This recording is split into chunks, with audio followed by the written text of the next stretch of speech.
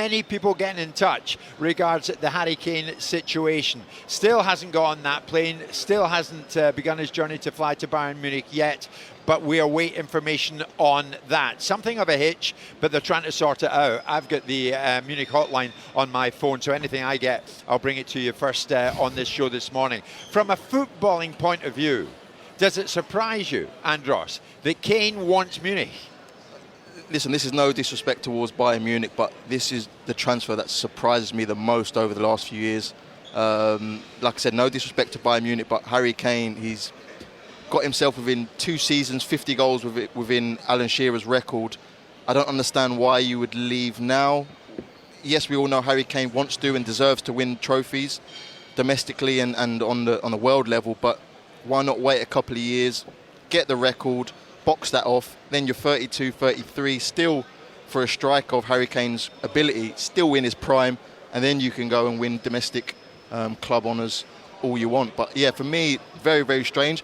I know all your intel was saying it's a done deal, but I'll be very surprised if Harry Kane actually moves to Bayern Munich and doesn't change his mind at the last minute. The thing is, he might not have the same opportunity, Andros, in 3 years from now to move.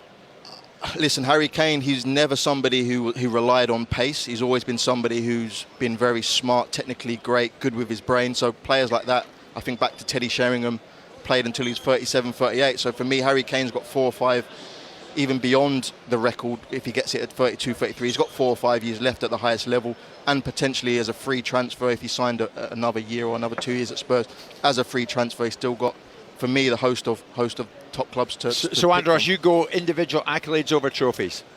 No, that's not something you dream about. He's going to play for the German champions. That's not something you dream about as a kid. But when you've got so close, like we're talking about Harry Kane. He probably could have, if he wanted to, if he forced his way, he could have gone to like a Real Madrid 2 or 3 years ago. But I think his focus was this record.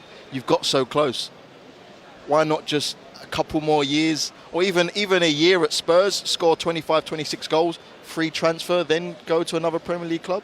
It just doesn't, honestly, no disrespect to Bayern Munich or Spurs, but this one doesn't make sense at all. It doesn't make sense to Andros, but Simon, last night it became evident to me that the people he's dealing with, who are dealing on his behalf, were very positive about his intentions to go to Bayern Munich. He wants it. He's ready for it. Yeah, I mean, I'm half in the camp with Andros. I was never enamoured with the move to Bayern Munich, not because I've got any disrespect to Bayern Munich, because when you look at European aristocracy of football, you put Bayern Munich in that conversation with Real Madrid, with Barcelona, with Liverpool, with Manchester United, and ultimately Manchester City a little bit more now because of their achievements.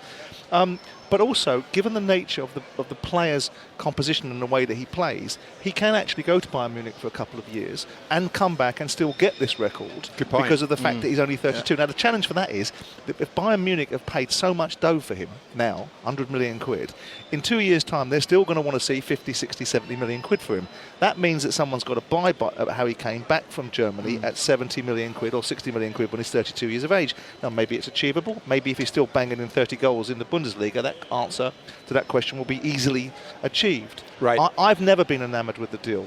I had believed, and people will say that's because you're Daniel Levy's glove puppet, but I had believed that Daniel was very keen to have kept him on board at Spurs and thought that he may. Look, the balancing act between the economics of 100 million quid that you're throwing away and the achievements that you can have with Harry Kane, I felt it's not a done deal. Despite Opta rating Tottenham Hotspur of having 0.2 of a chance of getting into winning the league or being in the Champions League, I felt there's still a chance with Postecoglou that Spurs could get in the Champions League. All of a sudden, that 100 million transfer suddenly becomes smaller with the 50 million or 60 million quid you're getting in the Champions League, and all of a sudden, why wouldn't you try and keep Kane? So, look, the bottom line is that if he goes to Bayern Munich, I've little doubt he'll be a success. I'm always slightly uncomfortable, not because of some little Englander mentality to have the England captain playing for a German team in you the don't Bundesliga. Want that, though. I don't Deep want down, it. you don't want that. No, I don't. I wanted it. I personally. You don't want Harry in Lederhosen. I didn't. No. In the Munich Beer Festival, I wanted Postecoglou because I like Postecoglou. Yeah. I wanted him have all the tools to get Tottenham going. Because a good Tottenham Hotspur is good for the Premier League. That's what I wanted. Sure. And I think you say the same thing, Andros. You would, in an ideal world, you prefer to see Kane, poster boy for the Premier League, in the Premier League. But he thinks differently. Listen, again, I'd like to see your opinion, but I know all the evidence says it's a done deal, but I'll be very surprised if this happens. I'm sort of doing a hokey cokey on it because I've always believed and maintained and stayed in the position that I think there's a distinct possibility that he'll stay at Tottenham. Yeah. But when you're in this situation now, and people are playing hide and seek with themselves, Tottenham are appearing to have accepted an offer. So the commercials have done, and then they're flicking it over to Harry Kane, saying, "Well, it's on you." Yeah. I mean, this is strange behaviour. There's obviously a reason behind it, and we had Donna Cullen talking about 3 or 4 weeks ago. Do you think we've not got a plan then?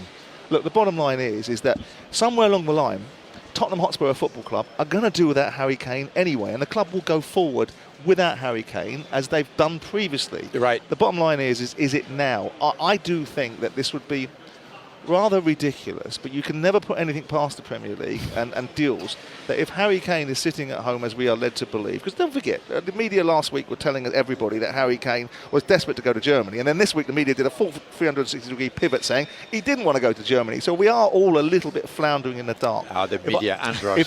Who do you trust? If I was to put money on it, I think he'd go to Germany now. Do you think so? Yeah. Well, I mean, this is the craziness of the situation. It's our understanding that Kane was being driven to Stansted about 7 a.m. this morning to fly to Munich after the clubs agreed a deal. He decided to accept the Munich offer. As he was on his way to the airport, got a call to turn back. He's still, as we understand it, at the family home near Stansted as this is being thrashed out. Jim White and Simon Jordan. Monday to Friday mornings from 10 on AM, on DAB, via the talkSPORT app and on your smart speaker. talkSPORT.